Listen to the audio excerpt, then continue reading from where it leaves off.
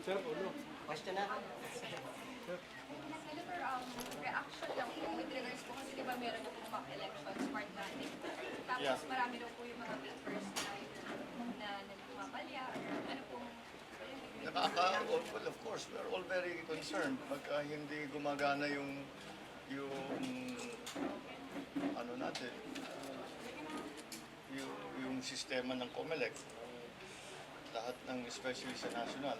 We're all very, well, actually everybody is very worried.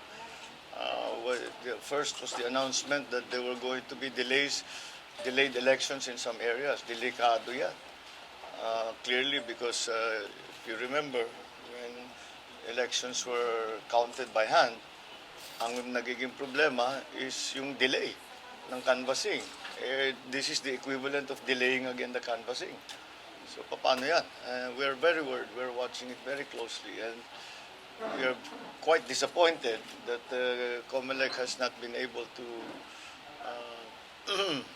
to streamline their operations. At every step of the way, mukhang nagkakaproblema. So, again, I hope that the COMELEC, the Chairman Bautista especially, is able to iron out these problems way before. Hindi pwedeng the one day before or 2 days before. It has to be done a month before the elections are going to be conducted. Even the printing has been delayed. We have to continue. Remember that you cannot delay the elections. It is a constitutional mandate. They must be held on the second Monday of May. And if there is any way we can assist them, we would happily do it. But they have to fix it. Sir, you met the Archbishop. Yes. What has transpired during your meeting? We talked about everything. We talked about my family. We did not talk about politics. I think that's what you're really asking. No, we did not talk about Were politics. there any commitment? Again, we did not talk about politics. Were there all memories that crop up during? That's the first time I met the Archbishop. And he was very gracious to be able to accommodate us despite his own.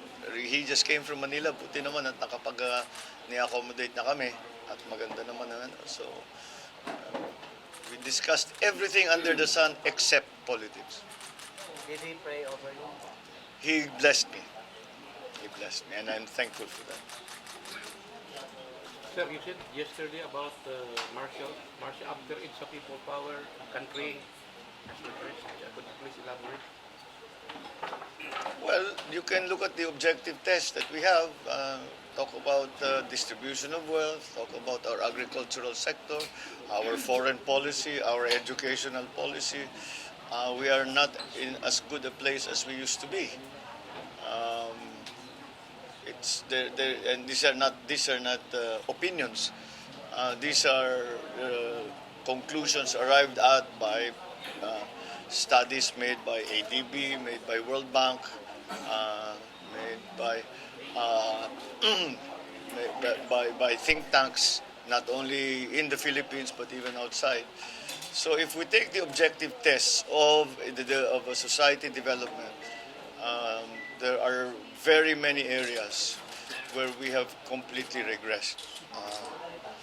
And that's a very sad state of affairs. And that's why kailangan talaga dito sa susunod na halalan makapili tayo ng mga magagaling na leader who will stop that regression and make the country move forward again.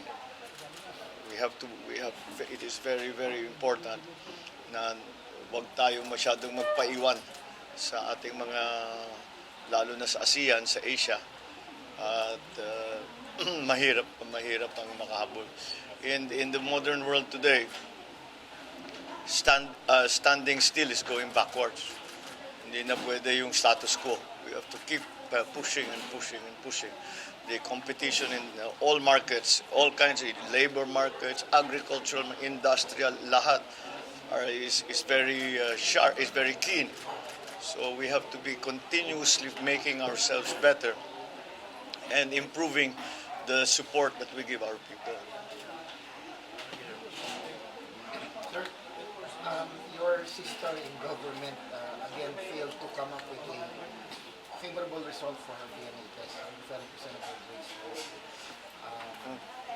You Before confused me. I thought you were talking about Governor Jaime. You said before you were willing. Are you still willing, sir? To Yes, but there's no point. Kayo naman, hindi na kayo mabiro. Nagbibiro lang naman ako. There's no point. Why will I have a DNA test? What for? What will it do? It will not help her. It will not have any effect on her situation.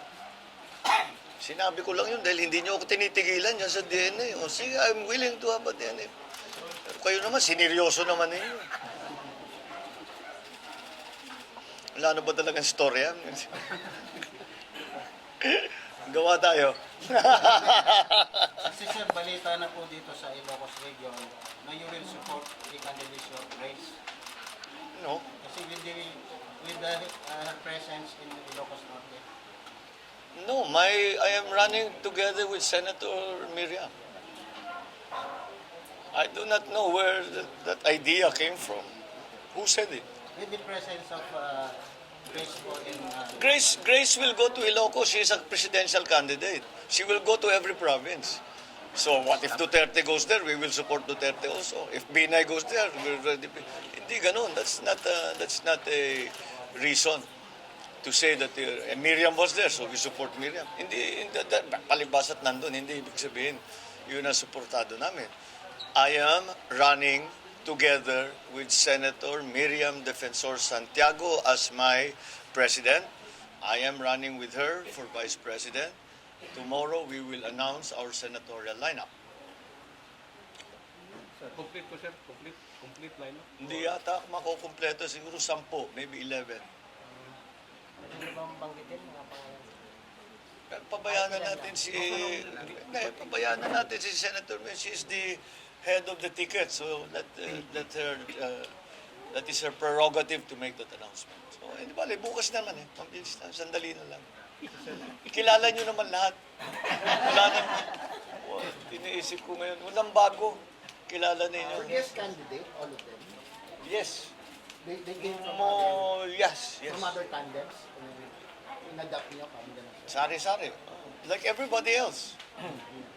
Like everybody else. Ganun yata ang naging trend dito sa eleksyon na ito. Especially for the senatorial lineups, talagang tawiran sa party lines. So, Is that good for our country? Mga ganyan. good question. I don't know if it's good or bad. It's new. It's a new development. I think it is because of the failure of the multi-party system. Because kaya nagtatawid, wala ng party. Hindi nyo ba na-notice dito sa election nito? Yung parties, LP siguro. Ideology. That's been the problem of our multi-party system from the very start. There is no ideology that anchors any party. Every party is joined or is left according to political convenience, not according to principle. That's why we have to re-examine this experiment that we have made about the multi-party system. Okay? You are against the BBL? No. Let me stop you right there. No. I do not know. I am against the. Okay. Here's what people think I do not want the Bangsamoro Autonomous Region. That's so completely wrong. I do not want that version because the version is unconstitutional. How can I support a law that is unconstitutional? So that's very simple. Wala namang ano yun. If you look at the oath of office that never mind the senator, but any government official says, I will obey the laws, orders, decrees promulgated by the proper authorities of the Republic of the Philippines. And it is unconstitutional. So that's why I filed a substitute bill. Now, that substitute bill, we have been deliberating it and pushing it because it is the peace process is very, very important. We cannot stop. No matter what happens about the Bangsamoro Autonomous Region, we must continue to push for peace, and we must continue to do everything we can to bring peace to Muslim Mindanao. It is not a Mindanao problem. It is a national problem. Maybe some of us who are from the north, akala natin masyadong malayo yun. Pero kung pag-aralan ninyo mabuti, kahit papano, naapektuhan pa rin tayo.